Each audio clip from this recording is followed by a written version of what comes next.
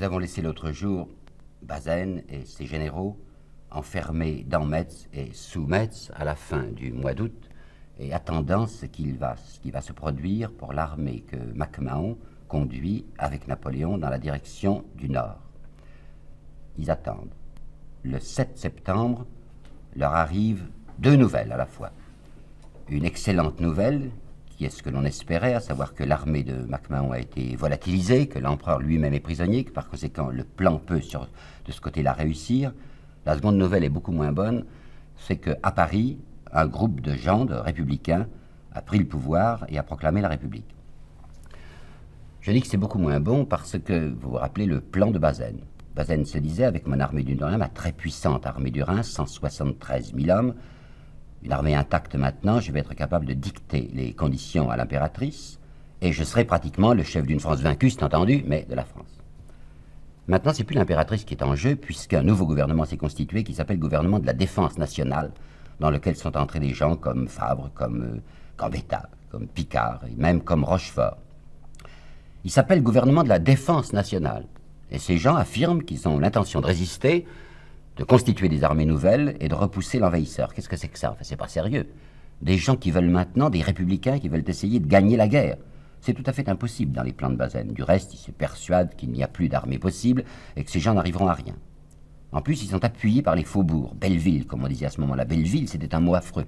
Ce faubourg de Paris, il paraissait la tanière des monstres. Et comme évidemment le prolétariat parisien soutient le gouvernement du 4 septembre, tous les généraux de l'armée du Rhin considèrent avec une espèce d'horreur un gouvernement qui est capable peut-être de porter atteinte aux structures sociales. Alors comprenez-moi bien, c'est à partir de cette date, à partir du 4 septembre, que pour les généraux, je dis bien les généraux de l'armée du Rhin, l'ennemi a changé de camp. L'ennemi, c'est plus les Prussiens qui sont là autour. L'ennemi, c'est les Parisiens. C'est les Parisiens parce que c'est la République, parce que c'est le prolétariat qui va réclamer une justice sociale, et parce que ces gens sont des gêneurs. Alors, dès le 13 ou le 14, car nous n'avons pas le document, on sait qu'il existe, mais on ne l'a pas, il a été brûlé, dès le 13 ou le 14 septembre, Bazaine entre en contact avec le chef des armées ennemies d'investissement, Frédéric Charles. Il prend des précautions, il n'est pas idiot, il faut faire attention. Alors d'abord, puisque c'est la République, paraît-il, qui est le gouvernement de la France, il va faire disparaître les aigles et les inscriptions impériales sur les papiers de l'état-major. Deuxièmement, pour ne pas inquiéter les gens de Paris, il va envoyer un télégramme au nouveau ministre de la guerre, qui est le général Leflot, qui n'est pas du tout républicain, mais qui a accepté d'entrer dans ce gouvernement du 4 septembre, en lui demandant des instructions. Par conséquent, il fait semblant de se rallier. D'autre part, il va faire répandre des bruits utiles dans la troupe. Il dicte de nouveau une note à son petit Debens, l'attaché d'ambassade dont je vous ai parlé. Cette note est du 13 septembre. Les chefs de corps sont priés d'expliquer aux soldats que les retranchements allemands autour de Metz sont pratiquement infranchissables, qu'il y a 600 000 Allemands sur le sol de France et que par conséquent tout espoir de vaincre doit être considéré comme perdu. Et puis comme il se méfie tout de même un petit peu, des Messins, enfin des gens de Metz, des civils de Metz, qui peuvent s'étonner de ce qu'on ne fasse rien, il va faire répandre le bruit que les parlementaires qu'il envoie de l'autre côté, il y en aura des quantités qui vont aller passer ces télégrammes à lui, ces dépêches, à l'allemand, à Frédéric Charles. Ces parlementaires ne sont que des gens tout à fait banals, enfin je veux dire que c'est pour des échanges de prisonniers malades, il n'y a pas lieu de s'en inquiéter. Je voudrais vous apporter une petite citation de Bazaine qui est dans son rapport sommaire lorsqu'il a été prisonnier en Allemagne.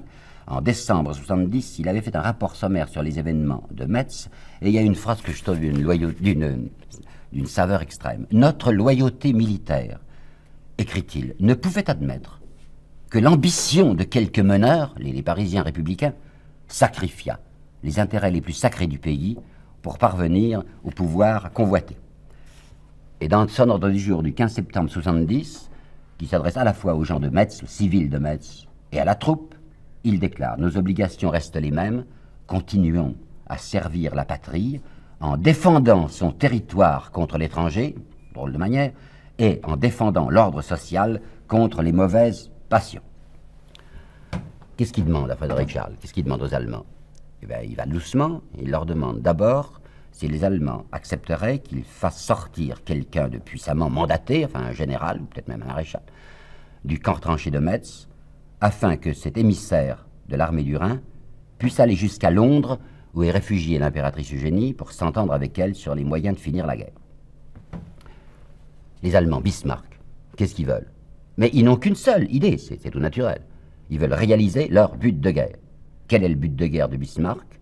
Amputer la France de ce qu'on appellera l'Alsace-Lorraine, c'est-à-dire des territoires compris autour de deux villes qui sont Strasbourg et qui sont Metz. C'est ça que les Allemands veulent.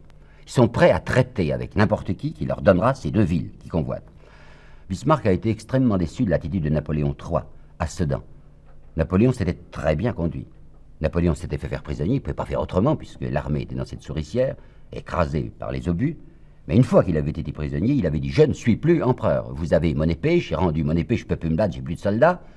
Mais en tout cas, moi, empereur, je refuse absolument de signer quelque traité que ce soit qui consacre une amputation territoriale de la France. » Déception des Allemands, rien à faire avec Napoléon III.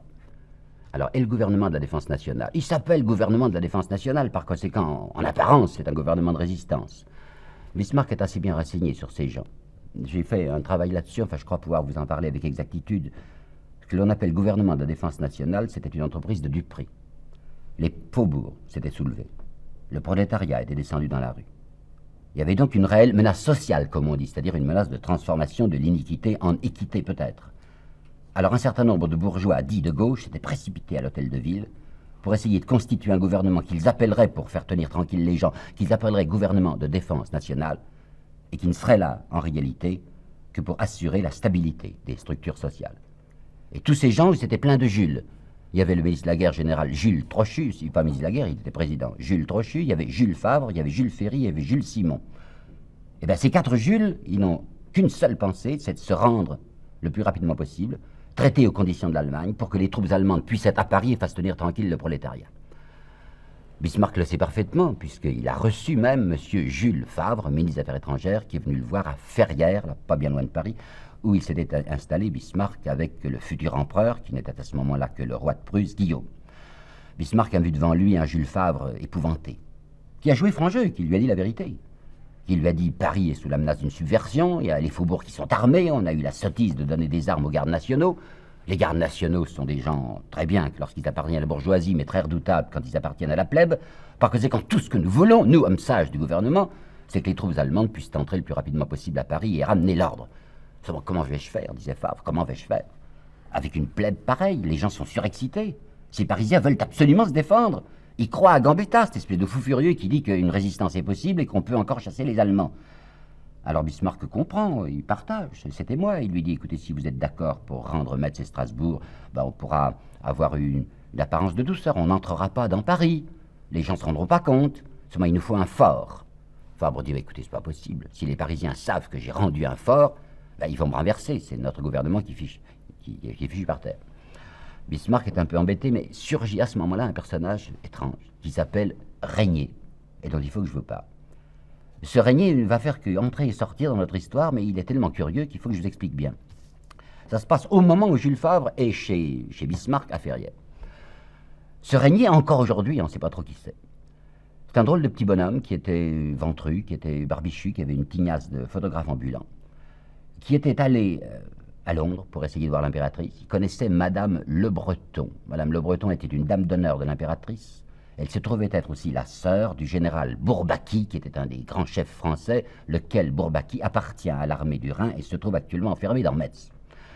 Ce Régnier voudrait obtenir de l'impératrice une espèce de sauf-conduit qui lui permette d'aller traiter avec les Allemands. L'impératrice ne veut pas en entendre parler. L'impératrice est exactement comme son mari. Elle se dit, du moment qu'il y a une résistance française, nous devons appuyer cette résistance, même si elle est républicaine, parce que cette impératrice avait la faiblesse d'être avant tout patriote. Alors le Régnier, qui n'a pu obtenir qu'une signature du prince impérial sur une photographie, obtient très aisément des autorités allemandes à Londres un passeport pour se rendre à Ferrières, où est Bismarck. D'après les dernières études sur ce curieux Régnier, il semble qu'il ait été mandaté, mais alors je dois dire officieusement, par la Croix-Rouge. Le colonel fédéral Lecomte, dont je vous ai parlé la dernière fois, ce colonel suisse, qui a étudié et qui a publié une très très remarquable étude critique en 6 volumes, je crois, étude historique critique de la guerre franco-allemande. Ce colonel Lecomte écrit à propos de la Croix-Rouge. Cette grande œuvre de caractère humanitaire n'avait pu se préserver de l'intrusion dans son sein, dès l'origine, de parasites et d'importants. Ben, il y avait beaucoup de parasites, beaucoup d'importants à la Croix-Rouge à cette époque. Et Régnier en était un de ces parasites. La Croix-Rouge optait pour la tranquillité sociale. C'était des gens très convenables, je vous assure, qui faisaient partie de la Croix-Rouge française. Et ils avaient horriblement peur de ce gouvernement du GDN, gouvernement de la Défense nationale. Alors si quelqu'un pouvait persuader aux Allemands de finir rapidement la guerre avec nous, ça les intéressait pas mal. C'est pourquoi Régnier, appuyé par la Croix-Rouge, et portant la casquette, car les gens de la Croix-Rouge portaient à ce moment-là une casquette, va être autorisé à entrer au camp allemand. Il y entre. Bismarck considère d'un œil vaguement goguenard ce personnage. Mais enfin, puisqu'il a des appuis, ça peut être intéressant. Ce monsieur lui dit, je voudrais bien aller voir Bazaine pour m'entendre avec l'armée. Intéressant, dit Bismarck. Et Bismarck se dit, nous allons sonder Bazaine par le moyen de ce monsieur Régnier. On va voir jusqu'où il veut aller, Bazaine. Il vient de faire un geste intéressant puisqu'il a pris contact, lui, général français, maréchal français, il a pris contact avec l'allemand Frédéric Charles, par conséquent il est en bonne disposition à notre égard, voyons jusqu'où il va. Alors Régnier va entrer au camp tranché de Metz avec sa casquette de la Croix-Rouge qui permet aux soldats de se tromper sur lui et de le prendre pour un médecin ou pour un bienfaiteur. Il se trouve devant Bazaine, il lui dit alors qu'est-ce qu'on fait? Est-ce que vous êtes d'accord pour livrer Metz et Strasbourg? Mais oui, c'est entendu, dit Bazaine, on a perdu, quoi, il faut payer ce qu'il faut payer. Ah, est-ce que vous croyez, vous voudriez envoyer quelqu'un à Londres? Oui, dit Bazaine, c'est ce qui m'intéresserait le plus. Je voudrais envoyer un de mes hommes pour négocier avec l'impératrice. Bon, dit Régnier, bien, je m'en charge. Alors, qui est-ce qu'on va envoyer? Corobert? Corobert est appelé par Bazaine, et il ne marche pas, il se méfie.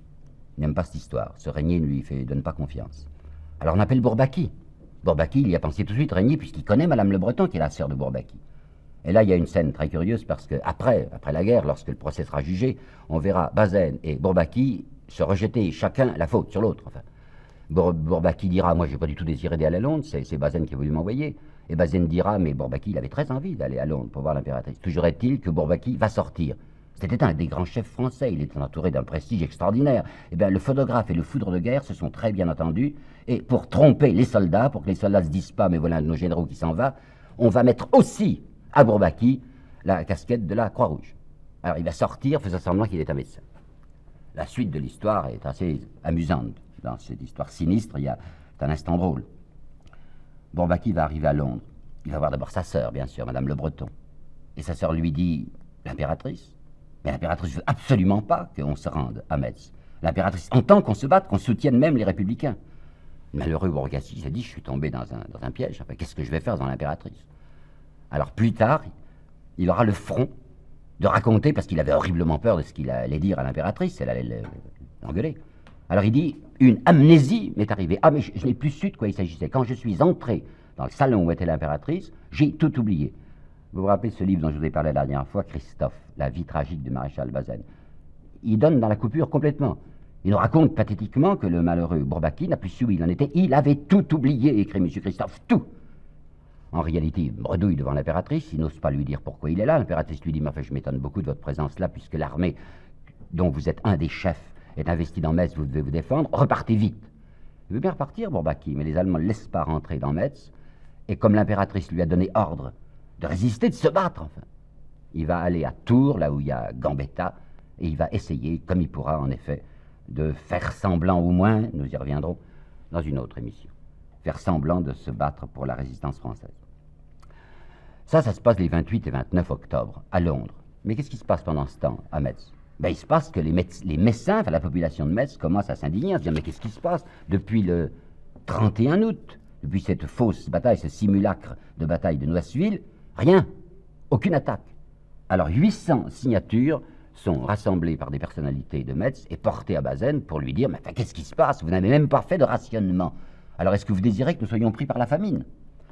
Bazaine a réuni ses hommes de confiance, ses généraux, et le 29 septembre, il leur dit ceci, dites bien aux chefs de troupes, aux officiers, qu'ils auront bientôt à faire preuve d'énergie pour réprimer les passions subversives qui se font jour dans les couches inférieures de la société. Et dans son petit rapport sommaire de la fin de l'année, il dira qu'il y avait une dangereuse ébullition démocratique qui se produisait dans les bas-fonds de Metz. Le pire, c'est qu'il y a un certain nombre d'officiers Les officiers français de l'armée du Rhin qui trouvent que l'attitude du maréchal et des généraux est bien singulière. Qu'est-ce qu'on fait, quoi? On n'essaye même pas de percer, jamais. Ces officiers sont immédiatement suivis des yeux par ceux que Bazaine appelle les soldats loyaux, et le vieux Changarnier, qui est un général de 77 ans, qui était venu à côté de Bazaine. Changarnier s'occupe très particulièrement de la surveillance des mauvais officiers, c'est-à-dire ceux qui voudraient se défendre, et, dit-il, leurs camarades les rabrouèrent avec indignation. Alors tout de même, à l'intention de ces officiers-là et de la population de Metz, on va faire un second simulacre, bataille de Ladonchamp, 7 octobre. On appelle ça une démonstration, et je crois que c'est vraiment le sens, une démonstration, c'est-à-dire une petite représentation. On va faire croire aux troupes d'une part et aux citoyens de Metz d'autre part qu'on les défend. Les généraux, les spécialistes qui ont étudié la bataille de Ladonchamp nous disent que c'était inouï, les soldats sont partis sans même avoir de sac. Par conséquent, on savait bien qu'ils ne perceraient pas. On leur avait raconté à ces troupes que les défenses allemandes étaient infranchissables, mais ces soldats avaient un tel cœur, enfin se jetaient si courageusement contre l'ennemi, qu'ils enfoncent ces défenses allemandes. Alors Bazaine est extrêmement ennuyé, il fait stopper, vous m'entendez, il fait stopper cette offensive dangereuse, arrêter nos troupes sous une pluie d'obus, et il ramène le plus rapidement possible ces lions au bercail, ou si vous voulez à la porcherie. Cependant, Bazaine entend se couvrir. Alors le 7 octobre, il demande à ses généraux, il demande à tous ses généraux de leur donner par écrit, parce que les écrits restent, par écrit leur avis. Voici l'avis écrit de Canrobert. Je propose, dit Canrobert, que l'armée s'engage à l'égard de l'Allemagne à ne plus servir contre l'envahisseur afin de rendre à l'intérieur des services utiles au pays. Et le général Froissart, par écrit, je demande à ce que l'armée soit portée sur les points où la nécessité de sauvegarder l'ordre social nécessitera notre intervention. Et le 10 octobre, la décision est prise à l'unanimité par les généraux de Metz, annulation de cette armée de 173 000 hommes contre l'envahisseur, et on tournera l'armée contre Paris, fin de la défense nationale, commencement d'une défense sociale, afin que l'armée serve à garantir la protection des intérêts de la classe possédante.